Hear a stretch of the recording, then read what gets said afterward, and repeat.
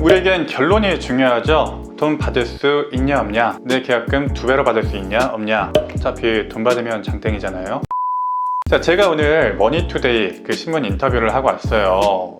최근에 부동산과 관련된 쟁점들을 좀 인터뷰를 하다가 여러분들께 설명드릴 게 생각나서 이 영상을 찍게 됐어요. 자, 계약금. 요즘 집값이 굉장히 요동치면서 이 계약금에 대해서 많이 물어보세요. 자, 계약금을 돌려받을 수 있냐 없냐, 계약금의 2배를 돌려받을 수 있냐 없냐, 굉장히 좀 많이 물어보십니다. 그런데 이 계약금에 대해서 여러분들이 많이 오해를 하시기도 하고 좀 잘못된 정보도 많이 있어서 심지어 기자분들도 헷갈리셔서 좀 잘못된 기사가 있기도 하더라고요. 제가 오늘 핵심만 좀 결과론적으로 좀 많이 설명 좀 드리겠습니다. 자, 여러분들께서 많이 물어보시는 계약금이라는 것이요, 사실은 실제 재판을 진행하는 변호사 입장에서 보면은 굉장히 좀 복잡한 경우가 많아요. 이게 계약금이라는 것이 단순히 계약금의 성질만이 아니라 뭐 해약금, 손해배상금 뭐 이런 여러 가지 성질을 같이 갖고 있는 경우가 있거든요. 그래서 이걸 다 설명드리려면은 계약법책 한 권을 다 갖다 드려야 돼요.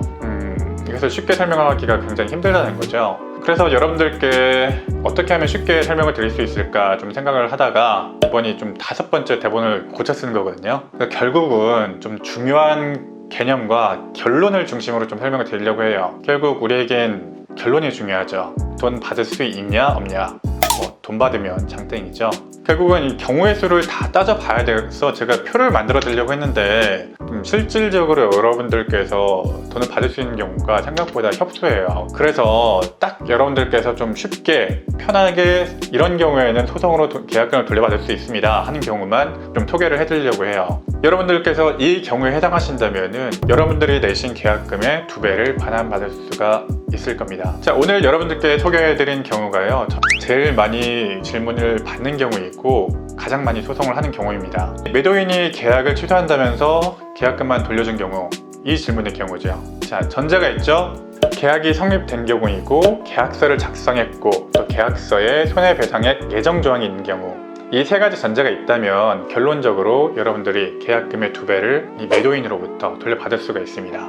어떻게 보면 뺏어오는 거죠. 결론적으로 말씀드렸지만 이 경우가 전형적으로 매수인이 매도인에게 계약금의 2배를 손해배상으로 청구해 올 수가 있는 경우예요. 비교적 단순한 경우인데 실제로는 이런 경우가 굉장히 많이 발생하고 소송도 굉장히 자주 합니다. 매도인 입장에서 생각해보면 굉장히 아깝죠. 저하고 상담하시는 분 중에 매도인 분들도 많이 있었는데 시가가 뭐 하루에도 뭐 5천만 원, 1억, 뭐 2억 이렇게 탕탕탕탕 올라가니까 이 전에 계약금을 받았던 그 금액에 팔기가 싫어지는 것도 사실입니다. 아까우니까 딴소리 할 수밖에 없게 되는 거죠. 그래서 어떻게든 이 계약을 좀 해약은 하고 싶고 또 민법상 해약을 하려면 이 계약금의 2배를 주는 것이 해약금 조항에 따라 맞는 조치니까 결국은 이 계약금의 2배를 반환하기 싫으니까 해약이 아니고 이건 뭐 취소다, 또 무효다 애둘러가면서 계약금 2배를 반환하지 않는 거죠. 이런 상황에서 매수인은 굉장히 답답하죠.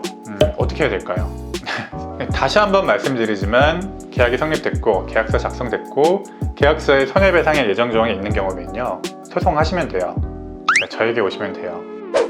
그럼 계약금 소송을 상담을 하다 보면 좀 많이 오해하시는 경우가 있어요. 제가 방금 말씀드린 사안의 경우에는요, 계약금의 2배를 가져오기도 편하고 좀 법적으로 딱 떨어진다고 할 수가 있는데, 만약에 이 3가지 요건 중에 하나라도 좀 안 갖춰 있다면 난이도도 확 올라가고 실제로 2배를 몰취해 오기도 좀 힘든 경우가 있습니다. 많이 오해를 하시는 이유가 이 민법 565조의 해약금 조항 때문인 것 같아요.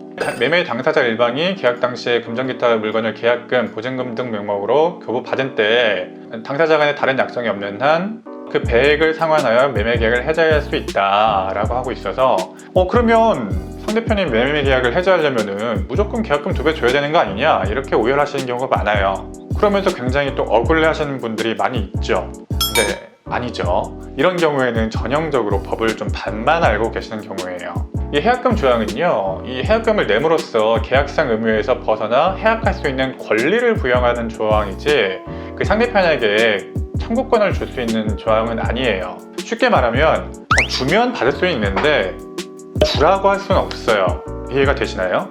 왠지 이게 좀 오해의 소지가 좀 있고 댓글로 질문을 많이 하실 것 같은데 이게 좀 잘못된 기사들도 많이 있더라고요.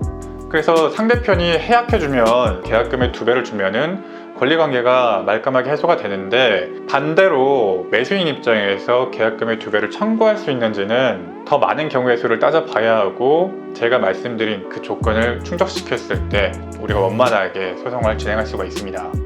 반대로 말해서 소송이 좀 어려워지는 경우의 수를 말씀드리면, 계약이 성립한 경우와 비교해서 가계약에 불과한 경우, 또 계약서를 쓰지 않은 경우, 또 계약서를 쓰긴 썼는데 손해배상액 예정 조항이 없는 경우, 이런 경우에는 구체적인 상황을 다시 다 따져봐야 되고 난이도가 확 올라가요. 그리고 받을 수 있는 손해배상의 액수도 좀 줄어들 수도 있습니다. 결국은 입증이 문제이고 입증에서 굉장히 어려워질 수가 있다는 거죠. 이 경우에는 영상만으로 다루기 힘들어서 댓글로 질문이 있다면 그때그때 좀 경우의 수를 나누어서 설명을 좀 드리도록 할게요. 제가 예전에 좀 설명을 드렸는데, 양팡씨 사건에서 계약서를 쓰지 않았더라도 계약이 성립된 것으로 인정될 수는 있다고 말씀드렸죠. 그런데 계약서를 썼다면 계약 성립의 가장 확실한 증거이죠.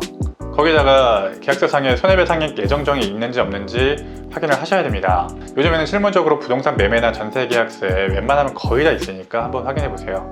여러분, 매매계약서나 임대차 계약서 한 6조나 7조 근처에 손해배상액 예정조항이라고 있어요. 만약에 이 조항이 없다면 있고 없고 차이가 실제 재판에서 굉장히 큰데, 없으면 이 손해액이라는 것을 구체적으로 입증을 해야 되는데 이게 굉장히 힘들죠. 이 부분이 또 굉장히 오해를 많이 하시는데, 실질적으로 좀 많이 힘들어지는 경우가 있어요. 입증이 어려워서. 자, 우리에게는 결론이 중요하죠. 다시 돌아와서 계약서가 있고 손해배상액 예정조항이 있으면 매수인 입장에서는 매도인에게 계약금의 2배를 청구할 수가 있습니다. 사실 이 배상액이라는 것이 손해배상액 예정액의 감경이라는 것에 의해서 감액될 수도 있습니다만, 그건 그 나중의 문제고 일단 청구할 수는 있다.